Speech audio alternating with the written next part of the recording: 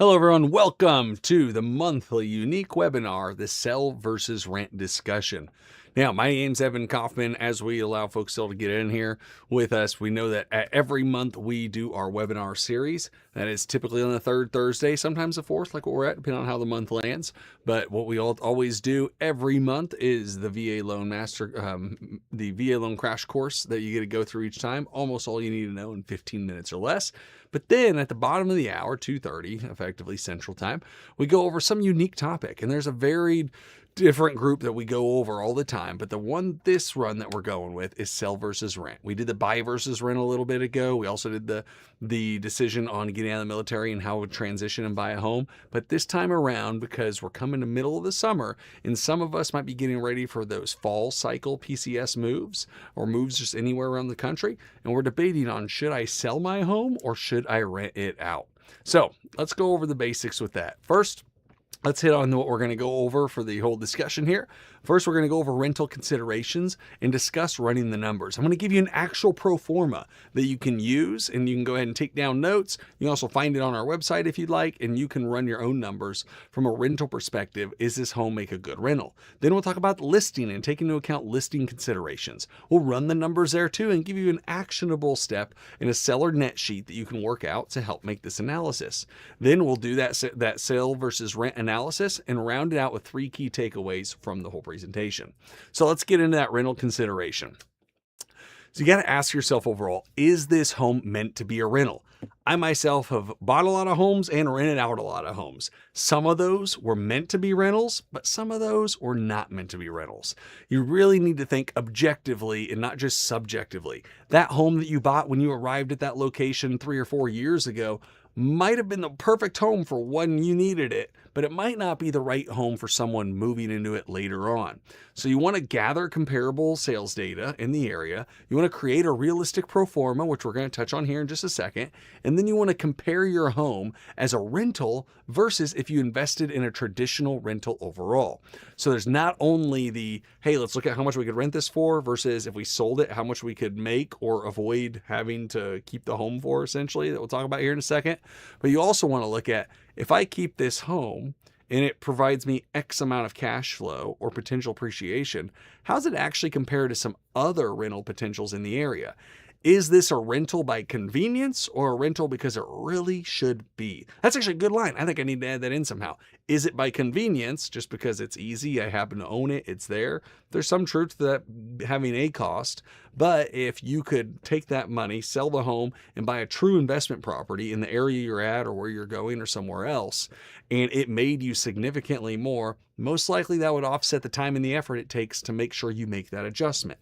So you want to gather comparable rental data in the area. Let's say I have a 3-bed, 2-bath house in a certain neighborhood, and I'm like, all right, I can sell this for, let's say I can sell it for easy math, $100,000, or I could rent it out for $1,000 a month because I pulled the comparable data around. Which one's better? Well, now we'll start doing an analysis on that here in just a second, but you're at least getting some gauge of, okay, if this home's for $100,000 and these rentals are for $1,000 a month, simple math, let's say that's how much you would make, even though that'd be absolutely nuts. Let's say it was $1,000, but if I sold this $100,000 home and bought a home over here for the same amount, or maybe for $50,000, and it was $750 rents over here, that's a better ratio return. That might be a better investment than keeping this one. You got to start doing that kind of analysis. So you want to gather the comparable rental data. But let's get into then that pro forma portion of making sure, okay, this home, Evan, I think it is meant to be a rental. I bought it with the intention of it. It's the right kind of home. It's the right area. I look at the rental values around me. It looks like the rentals in the area, investment properties, are like this home. How do I keep moving? So next, we'd start looking at that rental pro forma. This here on the screen is a breakout of a typical rental pro forma that even myself, I'll utilize when I'm doing back of the math calculations on a potential investment. It's relatively simple. Take a picture of it. You can find it on the website as well. But this gives you a good idea how to break down, does this property actually make me money? Because there's a difference between, hey, this home rents for $2,000 a month and I'm making $2,000 a month. There's a difference between, oh, the mortgage is $1,500 a month and I rent it for $2,000, so it's $500 a month, and what the real numbers are. This is going to help you get there. So first, estimated income. If you're doing a true pro forma, you want to calculate the perfect scenario rental income. So let's say it rented for $1,000 a month. You would literally take the $1,000 times 12. So if you're doing this pro forma on a monthly basis or annual, you can do it either way. I've seen people do both. Some people will do a monthly and then right next to it in the column have the annual number so you can conceptualize both. But let's say it's $1,000 a month rent, then on that top would be $1,000 a month or $12,000 a year. So you do the, assuming no vacancies, the pure rental amount if it was 100% occupied. Then you deduct potential vacancies. Vacancies, depending on the home, could be anywhere from 5 to 12%. That's typical range. Could be, I guess, slightly higher or lower, but that's, I'd say, the range that you usually see. If it's a property in a more desirable area, or I should say an area that has generally low vacancy, you probably want to count for close to that 5% range. If it is an area that you see a lot of turnover, you probably want to plan for close to that 10, 12% range, maybe even a hair more if there's a lot of turnover. Point is, this then deducting that amount will give you your average true monthly rent. So it's $1,000 a month, but I have 10% vacancy. $900 is my typical monthly rental income. Obviously, it's going to be $1,000 a month most months, but the moment you have a vacancy, I always like to say vacancy kills. Kills a lot. I mean, you can have a place go vacancy, and if it takes a lot of time, if a rental's out for 2 or 3 months, or think of it this way, if a rental's out for just 1 month, there goes 8% of your annual rent. On top of that, you have to fix it up, find a new tenant, put someone in. A typical turn is going to cost you around 20 to 30% of the annual rent on a particular unit. So it's ideal that you have someone there for 3, 4, 5+ years because, again, vacancy kills. This helps account for that, at least on an average annualized or on an average basis. So $1,000 a month, deduct my vacancy. Let's say it's 10%, $100. So my total potential income is $900 a month. Remember, it's on average, right? So if you total it up for a year, it's probably pretty accurate. If it goes vacant each year for a month, and you're going to have that for vacancies. Now, after this, you want to start deducting for expenses. Main big one, property management. You always want to account for that. Sometimes we'll hear people tell us, how I'm renting this out. Again, mortgage is $1,500. I'm renting it for $2,000. I'm making $500 a month. And we're like, well, or is that counting for management and for repairs? No, it's not. It's like, well, we got to account for that. So you're really not making in that scenario, 25% on your money, or actually be like 33% on your mortgage, essentially. You're making a lot less because you always want to account for property management. Even if you're managing and self-managing, and there are a lot of good people that do that, you want to make sure that you're effectively paying yourself for that work and you're accounting for it. And you always want to be ready for 2 things. Either A, you decide you don't want to manage, be it by option, you've just decided you don't, or you could be forced. You move further away, you get hurt, you have something that occurs that you can't manage it, and you gotta have someone manage it. You better account for it. And then B, number 2, is that when you go to sell, when someone's buying it, they're going to run this type of analysis. Not that there wasn't property management. So if you're like, hey, it makes $500 a month, so I'm going to add a certain multiple to that and sell it, someone else is going to dock it down for the property management. So you better get that expectation layered in there at the start.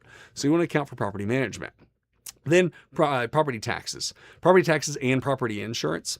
If you're getting more detailed, doing a little more complex investment, especially, or like multifamily properties or commercial ones, you want to pull those out and account for those line items. Some people will just lump that in with their mortgage payment, but a true pro forma, you're going to break it out separately on here. And then you're also going to break out the financing costs later on at that pre-potential net income at the bottom. So you want to account for property taxes and you want to account for insurance. Those are real costs. HOA association dues, any of those that are recurring, you want to account for those. Typically, those are on an annual or quarterly basis, so you want to factor that in. Utilities, any utilities that you as the owner pay for. So sometimes people will say, they all pay for utilities. Well, is there a community light bulb? That's a common one, especially if it's a multifamily for some reason. They might have a light that's on there. Single family homes, oftentimes all those utilities can go off to the renter, but you do want to be ready. Sometimes you might have to account for it when you have those vacancies, right? You got to turn over that electric bill for a month or 2 while you get things fixed up. So you might want to put something small in there, even if you're not paying for anything for other people. Repairs, maintenance, this can be a span a broad spectrum. 5 to 15%, the range I put on here. If it's a newer property and in really good condition, all right, it might be closer to that 5% range. If it's getting up there in age and you know you need to apply a lot of work long term, you might want to go close to that 15% mark, maybe even higher if it's really beat up. But the key with repairs and maintenance is that those are things that are a little more recurring. That's not replacing a roof. That's not swapping out the HVAC system. That's repairing the HVAC system. That's maybe patching the roof, but not replacing them. That falls in another category we're going to hit on here in a second. Then you want to touch on other expenses. So you can add as many line items on here as your property needs, but that can be things like your tax and accounting prep, because you can put those on there and you should account for those. Sometimes people leave those off. Oh, I just do them on my personal returns. Well, if your personal return used to only cost you $400 a file, now it's $500 a file, you at least want to account for $100 because it's costing you more to do that. Landscape and mowing, that's a big one that you want to account for often in a lot of areas of the country. So you want to account for those items. Just keep adding line items for things that are recurring and costs to you. Now, once you get that and total them all up, you get income pre-financing. Now, this next line that I have, or next two lines, you could sometimes move one up above this and put it in the expenses line, but most of the time you don't see it in expenses, you see it afterwards. And in fact, a lot of times you see people just not even accounting for it. And that's right below the income pre-financing, which is the capital expenditures. This one is huge. Capital expenditures is you accounting for replacing that roof, for replacing that HVAC system, for swapping out the windows, for the big things that you need to do on the property. Why is that important? Because all things have a life cycle. Especially, again, I always say your big ones are roof, siding, windows, HVAC. And then you could throw in there to some degree foundation and such, but oftentimes foundation, piping, and everything can last a really long time. It's not as definitive, but your roof, siding, window, HVAC, those four are really big and at some point generally need some type of major replacement. So you want to account for those. And how you can account for those is you can look at each of those components individually, kind of determine roughly where they're at in the life cycle, look at how much it costs to repair those, and then do a judgment on, okay, that roof's 10 years old, it's probably got 15 years left, it costs $10,000 to replace a roof. I should probably put aside like $700 or $800 a year to prepare for replacing that roof. So that capital expenditures is going to be $70, $80 a month or so, something like that, $67 a month. And then you want to do that for all those pieces, add them up. It's not uncommon to see that capital expenditures being 5 to 10% of the total rent. For larger places or newer places, that could be a lot less, because if it's brand new, you might have a lot longer period that you don't have to deal with those things. If it's a lot older, you might want to prepare sooner than later. So know that you want to account for capital expenditures. Then put on here financing costs. So once you've factored out everything, you do want to account for financing costs. This is to get to your potential net income. So your net operating income, you might hear terms from some people. That's more your income pre-financing, is like your NOI. That's how much money you're making from the property before debt servicing. Oftentimes people will put NOI before also capital expenditures. That's why it's on that line. But once you have those factored or taken into account, you still want to account for your financing and knowing how much then your real potential net income is that you're going to have. And so this is where it comes down to where now all of a sudden you can see where a $2,000 a month rental with a $1,500 mortgage, you're like, oh, I'm clearing $500. Well, deduct for vacancy. There goes 100. There goes, say 5%, right? 10% would be $200. Let's say 5%. Now you're down to 19-ish hundred on average. Add property management. There goes another 10%. Now you're down to like 1,800. Really, it's a little less than that even. But let's say you're at 16. Actually, that'd be like 1,700. Then all of a sudden you account for any of your HOA utility stuff. Now you're down to 1,650. Now you're accounting for maintenance and major repairs down the road. Shoot, you're already at $1,500. So your $1,500 a month mortgage payment, and you're making $2,000, but that $500 is getting factored out into a lot of different things that you're going to get hit with at some point. Now all of a sudden, before you can see how very quickly people end up negative. So what that really means is you got to have a lot of good cash flow well above and beyond your mortgage payment when you start accounting for things. I've heard some people using a rule of where you got to have like 20% more than your mortgage payment for your rent. That can be very subjective, because if your mortgage is super small, you might be able to blow that out of the water. It depends on the home value for stuff. But I would argue it needs to be substantially more than the mortgage, much more usually than 20% on a lot of homes that we're dealing with, more like 30+% that you need above and beyond, especially when you start accounting for all these other expenses and everything that you have. But here's a rental pro forma. Again, take a picture, use it. Hope that helps you. Make sure you get a good idea of, okay, Here's how much I think we could rent for using those comparable rentals that we talked about a little bit earlier, and then deducting everything out. Okay, here's how much I think we could have each month. It looks like after doing this calculation, Evan, I think $200 a month. Is that good? Maybe. Let's go now look at the sale option and how that could be. So next, let's go into listing considerations. From our previous example there, let's just keep in our mind and say I did the math and it said $200 a month would be my rough cash flow when I accounted for all. Let's just keep that in mind. Listing considerations. You got to ask yourself, do you want to be a landlord in the first place? Now, this is one where if you said, you know what, Evan, we did the math and it might be okay, but I just don't want to be a landlord. All right. Then we want to go ahead and look at selling this thing. If you think you might be okay being a landlord, start going through this process. But you want to, again, think objectively and not subjectively. So to get good numbers and an understanding of things, you want to connect with a real estate agent and a lender. This is your team that gives you a good idea of if I'm deciding to sell, what does this look like? And if you're going to sell and buy again, how that process works. Because there's some nuances there, especially from the mortgage portion that we deal with, that you got to be aware of. You want to run an estimated net sheet. This is going to help you compare again that 200 figure from rental versus what could I get if I actually sell, and is that worthwhile? And then if you estimate you're losing money selling your home, you want to create and compare that rental pro forma and look at the two. Because sometimes, as we just talked about, there might not be any cash flow there. It might even be negative. And so what's worse, selling at a slight loss or going negative with cash flow indefinitely? One short-term loss versus indefinite negatives. You got to make that balance. And sometimes that's a tough one, but doing both of these together helps you to determine that. So let's look at the seller net sheet. Same kind of concept as the rental sheet that we had. You have your estimated sales price right up front. That's what you estimate you're going to get the home sold for. Now you can go online and look at estimates. Those aren't necessarily bad. However, I'll always give a warning that most of the times the Zestimates on like Zillow and Realtor.com, those are off. Those can be off anywhere from a couple percentage points to 10, 20%. That's why it's important to get with a real estate agent that can understand how to do that. If you need help with it, we can connect you through one of the other companies that we always deal with. We've got Realty that finds agents who are focused in, especially working with military families, and they can help give you that idea. Typically, listing presentations don't cost anything. They come on in and look at the home and tell you, hey, here's what I think it could go for.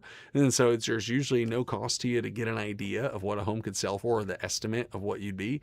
And they are just proven to be more accurate than like your estimates or just online stuff. So if you just want a general deal, you can use those rough online numbers.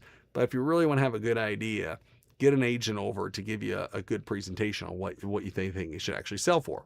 Then from there, we need to make some deductions. So just like your monthly rental income, that's not what you're necessarily going to see in the end. We need to deduct any closing cost concessions. This could be zero, but if you offered the buyer to help cover their closing costs, then you'd need to be able to deduct that from this. Title fees. Depends on the area. Those vary, but you're going to have some title fees that you got to pay for.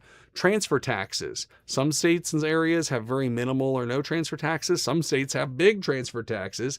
And the contract between the sellers usually dictates who is going to pay for that. That again is where a real estate agent can help you understand what's customary and typical in your area for that kind of number. Title can be from a title agent, transfer usually from a real estate agent, or a real estate agent really can help you with both because they understand rough title fees too for the most part. And then property taxes. If you're going to live in the home for a certain amount of time during that close, you need to be able to have a rough idea just to know that they're going to deduct some property taxes at close from me as well. Then real estate broker fees. It's negotiable. It can be anywhere 5-6%. I'd say it's kind of the standard. It could be slightly higher, slightly lower, depending on what the deal is and how things are worked out. But you need to account for that if you're going to use real estate agents on either the buy or the sell side. And then other expenses. This could be any other cost directly associated with the contract. You could be offering to fix something, do something for them. You just need to make sure you account for that. Add up all those expenses. We often see it around that 7 to 8% of the sales price range. That's why I just put it in there as like a typically. Could be a little less, could be a little more, but it's in that range oftentimes. And then after that is your estimated income pre-financing. So again, like when we did the rentals, we got everything pre-financing. So if you're listing your home for $100,000, you deduct $8,000, you're gonna gross around $92,000 in income pre-financing. But you might have a mortgage on that. Then you want to get your mortgage balance and deduct that from there. Now, if you're looking at your mortgage statement, I'll give you this warning just as a loan officer, what you should be aware of is if you're looking at your mortgage statement, it'll say your current mortgage balance. Know that that's pretty accurate, but it's not perfect at all. If you want to write the right number for your exact mortgage that's coming out of that number, you want to reach out to your servicer, your current loan servicer, and ask for a payoff. The payoff then will give you the exact amount by a certain date of here's what it will be. So if you really want a certain number, you want to get that payoff to understand. Otherwise, just don't be surprised if your mortgage balance on this $100,000 example says it's $90,000 on your loan statement, but then it comes out to be $91,000 or maybe $89,500. Like, it just might be slightly varied because it's based on the interest of when you actually close out the loan, not on a statement, which a statement's done by the date of the statement. So you want to account for that. Then that gives you your net potential income. So let's say you run this scenario. Remember going back, we used that home example where we said you worked out the math, $200 a month. Evan, I'd love an extra $200 a month, especially since I accounted for all his expenses. Wonderful. That could be a good deal. Let's say at the same time you take that same house, you run this seller net sheet, and the seller net sheet saying, hey, you could walk away from the sale with $20,000. Now you at least know what you're working with. The $20,000, if you kept the home and kept $200 a month, the $20,000 is still there. It's just effectively locked away in the home. If the home goes up in value, it could get more. If it goes down, it could be less. If you refinance, it could change things too. So it's still there, but you're not going to necessarily get your hands on it. So what's better? $200 over the X amount of future, or the $20,000 that I did on the seller net sheet? That's where it gets to be subjective, and you have a choice then. Let's say, though, it's a scenario where all of a sudden it's negative cash flow, and it's negative. Let's say it looked like it was good because your rent's $2,000, your mortgage is $1,500, but then you do the calculations we was talking, like, dang, Evan, I'm at zero, or I'm negative $100. You do your seller net sheet, and it was negative $5,000. So at first you're like, oh man, I can't sell this home because I'm negative $5,000. But then you do your math and you're like, ooh, crud, I'm negative 100 when I really account for reality. Plus I don't want to be a landlord. Uh-oh, what's worse? Take a small hit now or go the next indefinite future with $1,000 and $2,000 a year getting popped negatively. That's where you got to sometimes make a tough decision. And that's hard. We don't see that too often, but I do know for me personally, I've seen the roller coaster of real estate. One of my first deals, actually the first listing, was dealing with exactly that and having to go through and walk through that scenario. So you want to be careful about it. Again, very rare. That was one of the only times, but just know that's something that you want to take into account. And that's why we try to provide these tools so you can do that math. So in that scenario, the previous one, $200, $20,000, what one's better? You decide then for your current situation of where you're going to be. But the good news is hopefully gives you enough information to really compare those two, is bring them to apples as best as possible. So let's go next slide for us. That analysis, I already started touching on it. Hit. So the rental payback period calculation, this is something we came up with to help give you, some idea to boil it down to a simple number. So you take the payback, the estimated net proceeds that you have, and divide it in total by the estimated net rental income per month. So in that example, $200 a month, and it's $20,000 you get to have. $20,000 divided by 200 is 100 months. So you know that, hey, if I don't sell this, it's going to take 100 months for me to catch up to that 20,000 today. Again, the 20,000 still should be theoretically locked away in the home as well for when you go to sell. But is it worth it to take 20,000 over 20 years, plus maybe get 20,000 in the future or a little more, versus take 20,000 a day? Time value money, some people might say, I'm going to take 20,000 a day and invest it somewhere else. Other people might assume, hey, that's a really good return over that time, and I kind of keep the money. I'm happy with that. But the rental payback period can give you some idea by putting it to a tangible months number to compare those two. You also want to consider the market conditions. Is the market for the outlook in the future looking like a seller's market or a buyer's market? Is it looking like the rental market's doing better or worse? So if you're starting to feel like there might be an issue with housing in the future, even that $200 a month, and you have that, that 20,000 you feels locked up, but if the market's looking like it might get a little rough in the future, you might want to capitalize on it sooner than later. If you think your market's growing and only going to get better, then you might want to hold it as a rental. Hey, I'm at least holding the property and it's only going to go up in value. But if you're afraid about the value, you might want to unlock it now. You want to consider those things. Sometimes people get so focused on the home value part, but they forget about the rental market. Those two do not always move hand in hand. Often they're together, but it's not perfect at all. Some areas you'll see home values appreciate, but rental amounts decrease, and you got to be ready for that, and vice versa. So you want to pay attention to both of those separately. How is the rental market moving, and how is the sale market moving? That's where a good real estate agent can definitely help you with the sale market, and sometimes help you with the rental market. But a property management company can sometimes help you with the rental market. Something you want to consider. Now, the other thing is consider your purchasing power implications down the road. Using that example, 220,000 again, 200 if I rent it out, 20,000 if I go ahead and sell it. But if you know you're moving to your next location and you're like, I want to buy there no matter what, and you're trying to use a VA loan, for example, you might have to sell the home just for eligibility. You can have multiple outstanding VA loans. We're working for a lot of people right now that have multiple VA loans.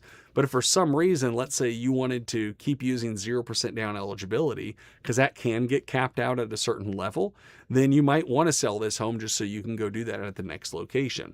You might want to sell it because your debt to income ratio, if I keep it, is going to be too high. But if I sell it, it brings it down and I can afford to buy at the next location. So you don't just want to look at it as what's the rental versus what can I sell, but then that's why we said earlier, real estate agent and lender, because you want to talk with a lender of, all right, here's what I'm planning on doing. Next move, can I still do this? We deal with this one every day, especially because we work heavily with active duty military. The question is, all right, I'm leaving Colorado Springs and I'm headed to Virginia and I want to keep my home here and buy there. Can I do it? Very common question. And then we work through that scenario. Okay, what's the income? What's the rough debt? Let's check how that runs together, run the automated underwriting system, see if there's any initial issues up front. We can help tell you if that's a problem.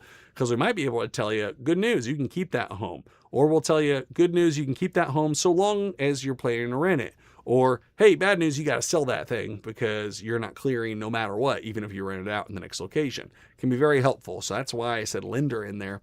And not just because I am a lender or do the presentation, but because that's very real on potentially hurting you down the road unless you plan for it. All right. 3 key takeaways overall if we had to boil it down. Number 1, decide if you really want to be a landlord and if your property is meant to be truly a rental. Because again, if you don't want the desire on the fence, landlording's tough, especially if you're PCSing and moving out of the city. That can be really hard. Now, I'll say it can work. I'm a product of that. We've rented and it's worked, but we definitely have wanted it. But there also have been times where it's like, golly, should we really be doing this too? I see both ends of that spectrum, and we deal with people all the time. I feel like there was definitely a FOMO, fear of missing out, but now it's kind of coming past. It used to be a lot of people thought they wanted to be landlords. Now it seems like it's kind of gone more the other way, and I think that's not a bad thing at all because there is more involved. Sometimes people assume that rentals are passive income. I call them active passive income because you still need to spend time on those. Even if you're having a manager and you think it's fully set aside, you still have to someone deal with it. So decide that. Plus, is the property meant to be a rental? Going back to our earlier talks of looking at the area, and is this home really meant to be a good one? Then number 2, key takeaway, you want to run both a rental pro forma and a seller net sheet and compare the two. Utilizing the rent payback period calculation, or just again, that relativism of is the market changing at all?